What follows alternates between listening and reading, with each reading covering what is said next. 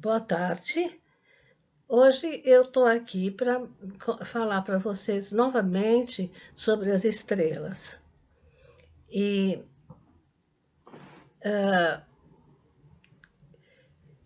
o que eu tenho para dizer é, vamos dizer, uma novidade, porque não são todos os astrólogos que lidam com estrelas. E geralmente porque elas não funcionam, mas tem um porquê disso. Então eu vou iniciar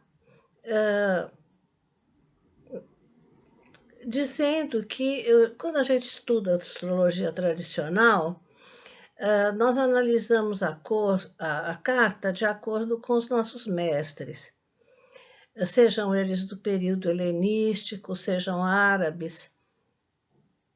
E nós estamos acostumados a pensar que os babilônios se restringiam a avaliar os céus de acordo com o que eles vissem, fazer previsões muito simples, chamadas homens. Seriam bem pouco sofisticadas perto do aparato de técnicas medievais. No entanto, a história humana é muito longa e começa muito antes dos babilônios. O Paleolítico começou há 10 mil anos antes de Cristo. Isso para vocês terem uma ideia. Naquele tempo, o homem tinha uma vida muito mais social. Os países não eram divididos como foram depois do dilúvio, quando as neves se derreteram. Como diz a Bíblia, havia uma só língua. E, de fato, porque eles andavam de cá para lá e se conversavam, e esse povo ele tinha lagos e savanas e se locomoviam sem problema, pois eles estavam circunscritos em uma mesma dimensão de terra.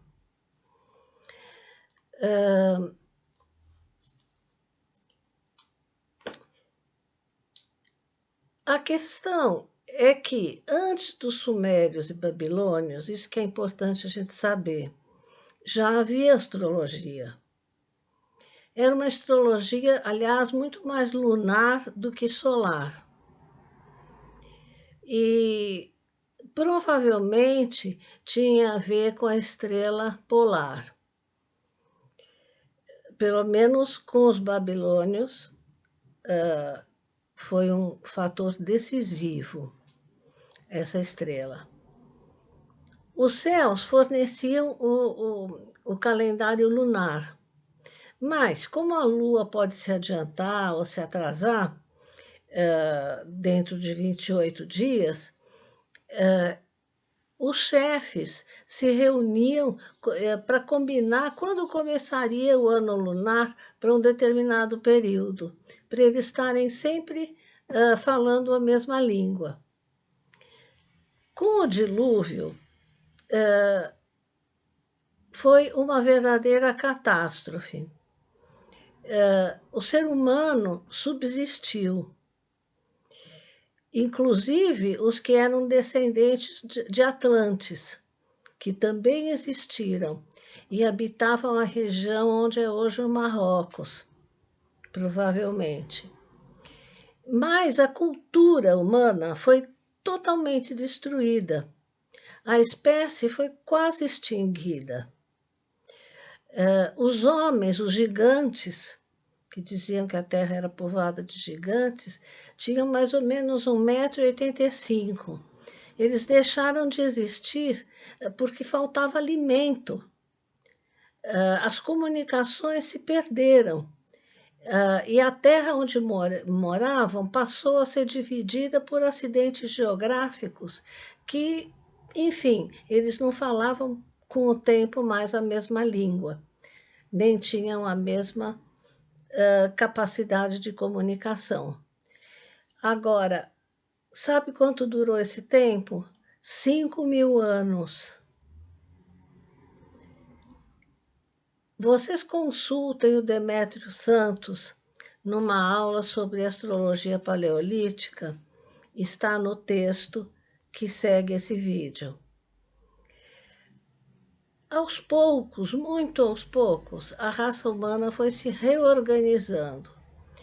E hoje o que a gente aprende na escola é que o berço da nossa civilização foi o atual Iraque, onde viveram os sumérios, que os rios proporcionavam a colheita, em vez as coisas começaram muito antes. Porque não é bem assim, né? O berço da civilização foi anterior, mas se perdeu completamente. E, aliás, parece que era uma civilização bem mais adiantada. Talvez fosse o paraíso terrestre. Então, vejam, o céu era a única coisa imutável para essas pessoas que passaram gerações e gerações e gerações traumatizadas.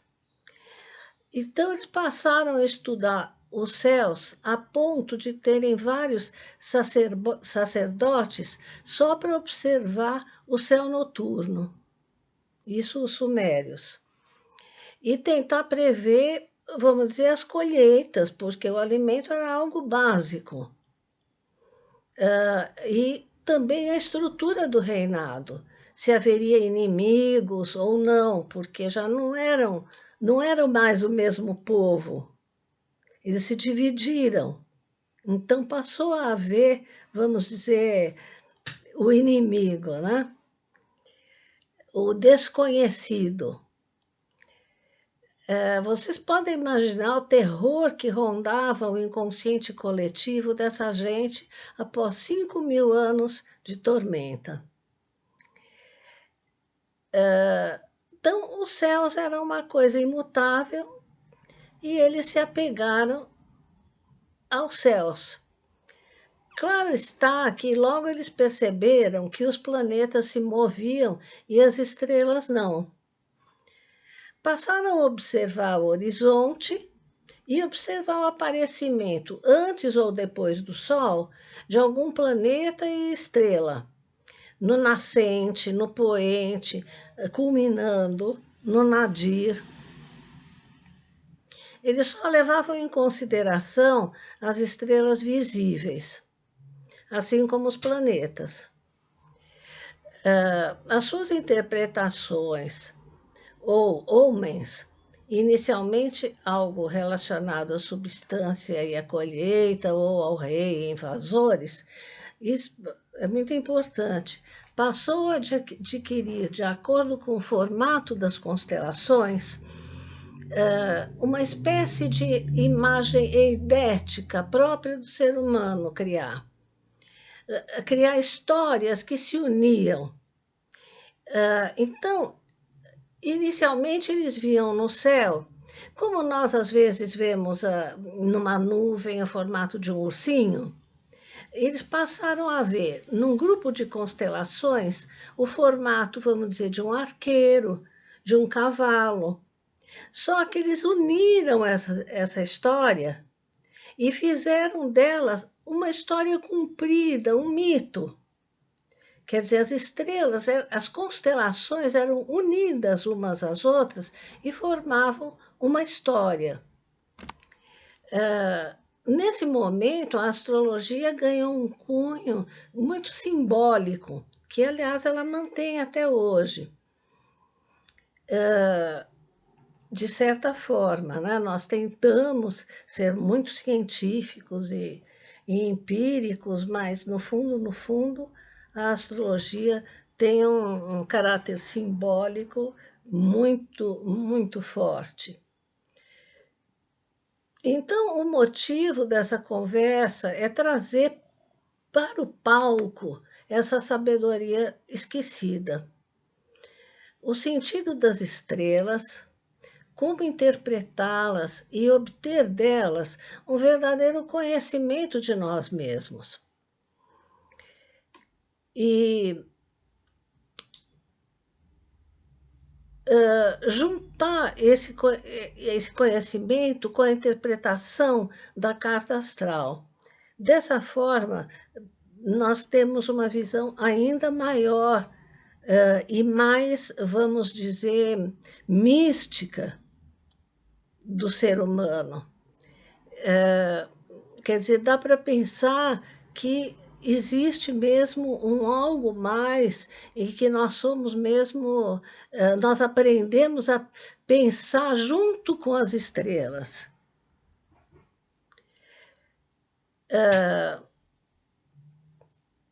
Eu acho que, em termos de conhecimento, de autoconhecimento, as estrelas, do jeito que elas eram usadas pelos babilônios, elas nos levam a um conhecimento exato e surpreendente, muito significativo, muito pessoal, e em termos muito profundos, que colocam assim à vista o inconsciente coletivo do nativo, vamos dizer.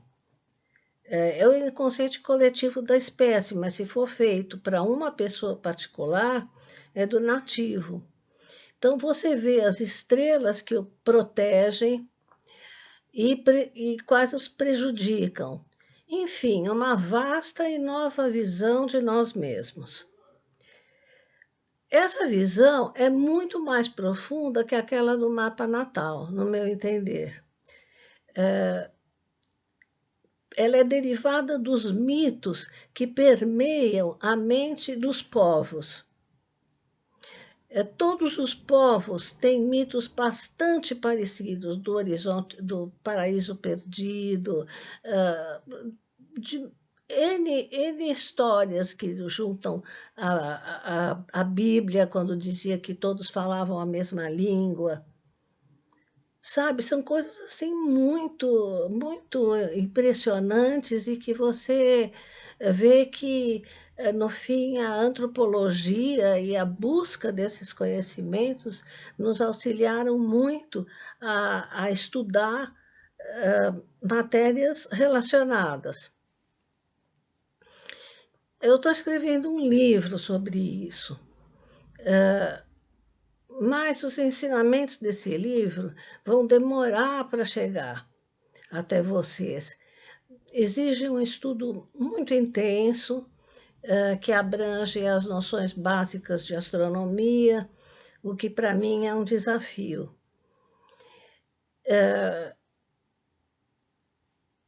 Mas o que eu já aprendi é que é preciso conhecer as constelações fora da eclíptica. E, felizmente, há atualmente softwares que nos ajudam a isso. Caso contrário, nós teríamos que ir ao campo, munidos de telescópios, aparelhos sofisticados, anotando dias e dias até ver que planeta aparece no horizonte, no nadir, no poente e no meio do céu. E se há uma estrela que faça ângulo com ele, ou vice-versa. E durante tanto tempo, nós teríamos que estar ali disponíveis como estavam os antigos povos sumérios e babilônicos. Quanto às estrelas do nativo, nós observamos desde que o Sol nasce, não é só no momento, nesse caso não é tão importante saber exatamente que horas a pessoa nasceu. Nós podemos, porque nós temos que estudar o comportamento desde que o Sol nasce, no dia do nascimento do nativo, até a meia-noite. É assim que trabalhavam os egípcios. Então, são inúmeras as configurações que se formam, e para relatar todas elas, a gente ocupa um relatório de umas 15 folhas, ou 10, às vezes menos, quando é uma pessoa menos, vamos dizer, intrincada com as estrelas. Eu pesquisei isso nos programas, porque eu vamos dizer, eu tinha esses relatórios, obtive esses relatórios dos meus estudos, dados pelos softwares. E guardei algumas telas para publicar no livro, para vocês entenderem que é verdade. Quer dizer que estrelas fora da eclíptica, quando se encontram, fazendo, por exemplo, uma conjunção ou uma sempre angular, quer dizer, a constelação, a estrela e o planeta, ambos têm que estar angular durante um dia inteiro. E se eles estiverem angulares, eles vão fazer o que nós chamamos de parans, que isto é, um link que pode ser interpretado de acordo com o sentido da estrela, que é muito importante nós conhecermos, e modificado pelo planeta. Então, se você quiser conhecer quais são as suas estrelas no dia que você nasceu, você tem que observar desde o raiar do dia até o final. Os softwares atuais que nós temos na praça, eles utilizam as estrelas na eclíptica. E o SolarFire utiliza também os parans, mas existem erros. Então, erros importantes não devem ser utilizados.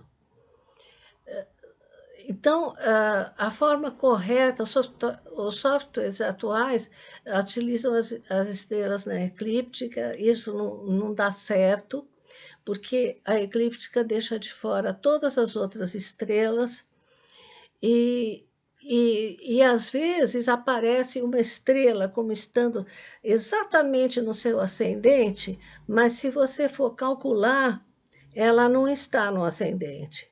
Eu tive uma vivência própria que eu tinha espica no ascendente.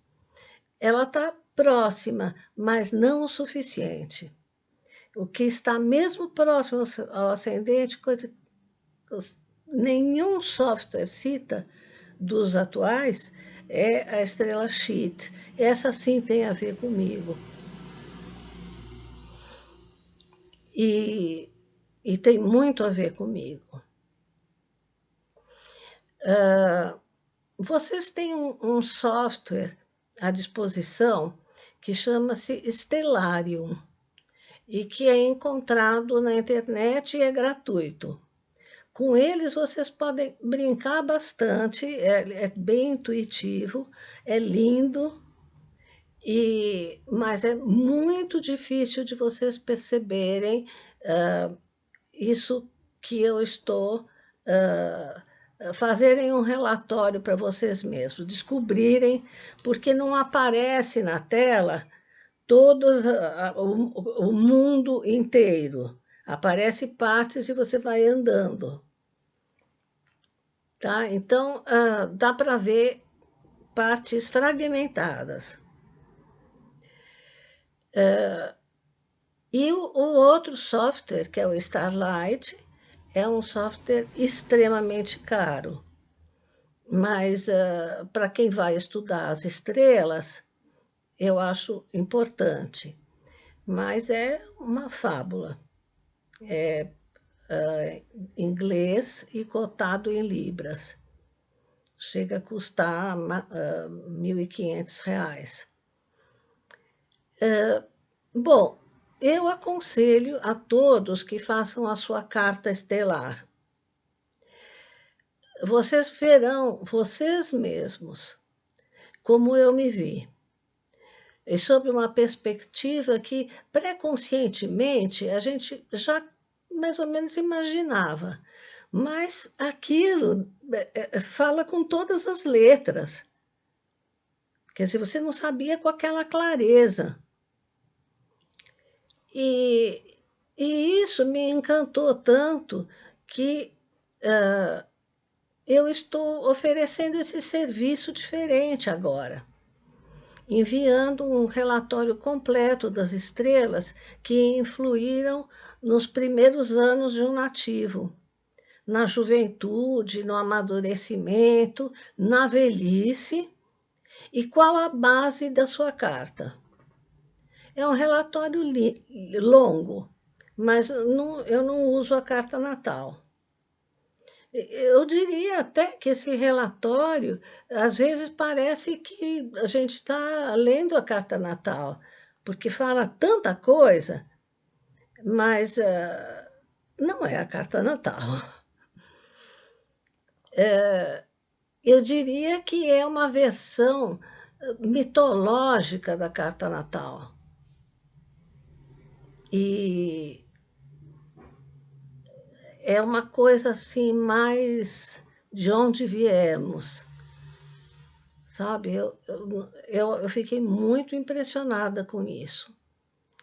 E,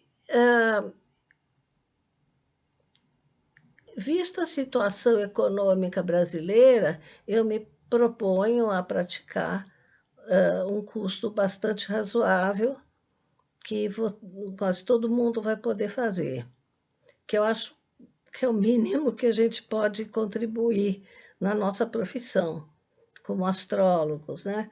A esse pequeno dilúvio que estamos vivendo.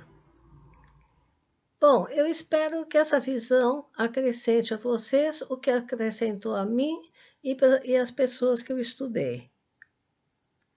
E é isso. Qualquer coisa, eu sou a Clélia Romano, o meu site é www.astrologiahumana.com.